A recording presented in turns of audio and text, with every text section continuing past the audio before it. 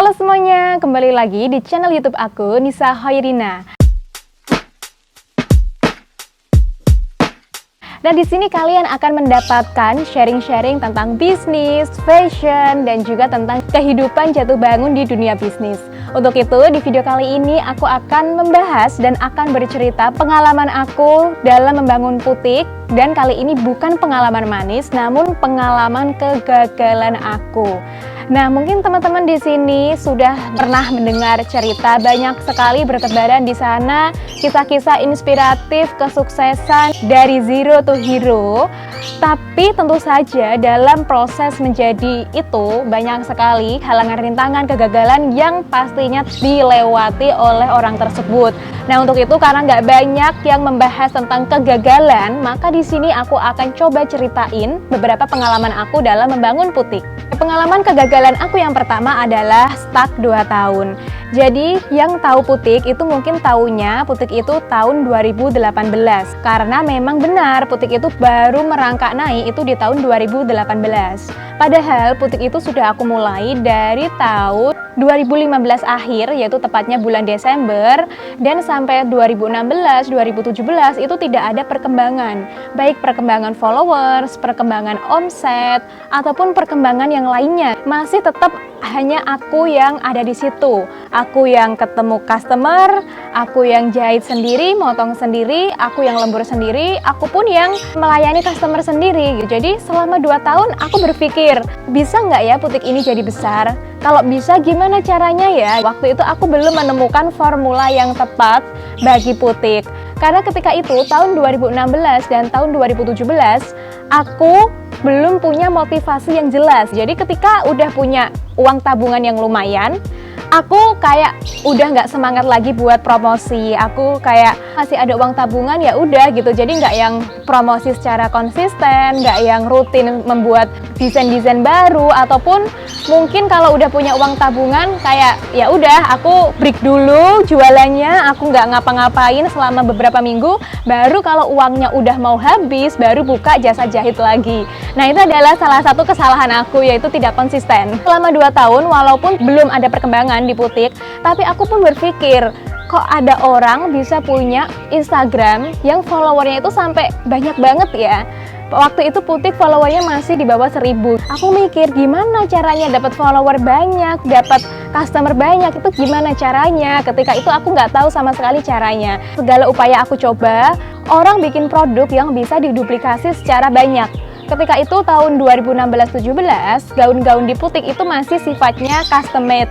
Jadi sifatnya itu benar-benar personal. Si A custom gaun desain ini aku turutin, si B desainnya ini aku turutin. Jadi nggak bisa diduplikasi dalam jumlah yang banyak. Lalu dari aku mengamati brand-brand lain yang bisa berkembang, salah satu yang aku tangkap adalah produknya bisa diduplikasi. Nah, di situ aku mencoba membuat produk yang bisa diduplikasi secara massal. Jadi walaupun bukan aku yang ngerjain, orang lain bisa ngerjain.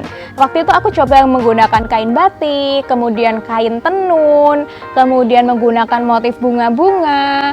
Namun waktu itu belum dapet nih maunya pasar tuh kayak apa. Jadi produk-produk aku itu kurang laku, atau kata tepatnya mungkin nggak begitu laku. Nah, di situ aku coba evaluasi produk-produk yang sudah aku luncurkan sampai ketemu formula yang tepat, maunya pasar tuh kayak apa, maunya audien tuh kayak apa. Hingga akhirnya ketemu di tahun 2018 produk yang aku beri nama Kilon Jelita, dan dari itu nama butik makin naik dan dikenal.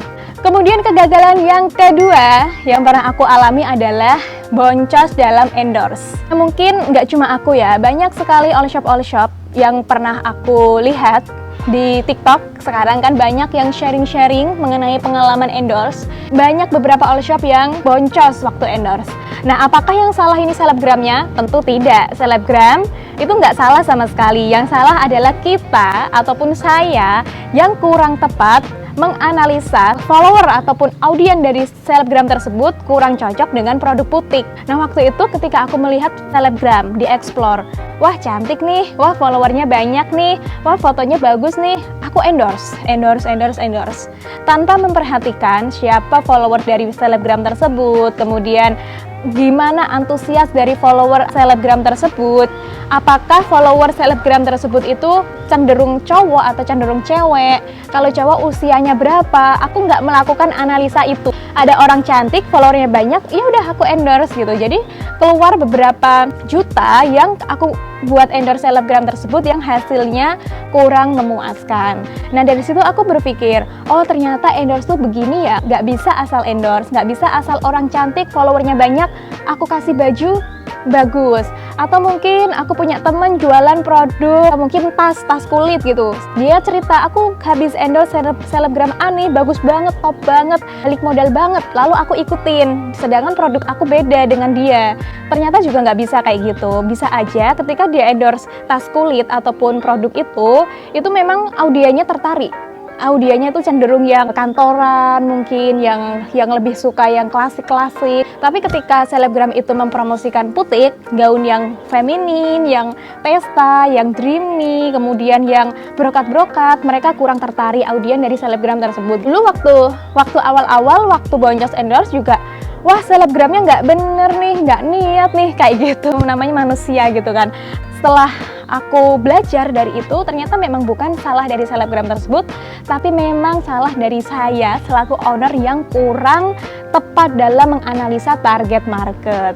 Nah di situ nggak apa-apa, aku nggak nyesel, karena menurut aku uang puluhan juta yang aku keluarkan untuk endorse yang boncos itu adalah uang sekolah aku, uang aku buat beli pengalaman itu, uang aku buat bayar SPP, hitung-hitung. Kalau aku nggak bayar SPP itu ya, aku nggak akan dapat pengalaman itu, aku nggak akan tahu gitu. Jadi aku nggak nyesel dan malah aku bersyukur punya pengalaman itu. Lanjut pengalaman yang ketiga, yaitu adalah kegagalan dalam meng-hire penjahit. Nah terutama aku, bisnisku adalah bisnis fashion, di mana gaun-gaun di butik tidak mungkin aku jahit semua sendiri. Orderan ratusan pieces per minggu, nggak mungkin aku jahit sendiri. Tentu saja waktu aku terbatas 24 jam, dan aku mempunyai kesibukan lain selain menjahit. Dan kalau aku menjahit ratusan pieces seminggu juga nggak akan mampu kalau aku sendiri. Untuk itu, aku meng-hire penjahit yang membantuku dalam menjahit gaun-gaun orderan butik. Waktu meng-hire penjahit, memang di awal-awal banyak sekali rintangan ataupun hal-hal baru yang aku temui yang aku nggak pernah ekspektasi sebelumnya. Jadi karena alhamdulillah aku background dari tata busana, aku tahu teknik jahit itu seperti apa, aku tahu dalam pembuatan satu gaun itu seperti apa. Jadi aku susun sebuah SOP ya, dari mulai step-step pembuatan gaun itu, kemudian detail-detailnya, jarak lehernya berapa, jarak lengannya berapa, mansetnya berapa, pinggangnya berapa. Aku coba buat pembukuan seperti itu dengan harapan penjahit lain ataupun orang lain yang aku hire untuk menjahit itu bisa sesuai yang aku harapkan. Tapi ternyata tidak menjamin. Beberapa penjahit yang pernah aku hire itu membuat jahitan yang menurut butik itu kurang sesuai dengan kualitas gaun standar butik. Oke, kalau kurang ya tinggal dibalikin lagi aja kak, nanti biar penjahitnya yang revisi. Oke, memang sesimpel itu. Tapi butik ini konsepnya pre-order, jadi kita dikejar deadline, kita dikejar masa pengiriman. Kalau kita nggak ngirim, tentu saja customer akan nagih-nagih.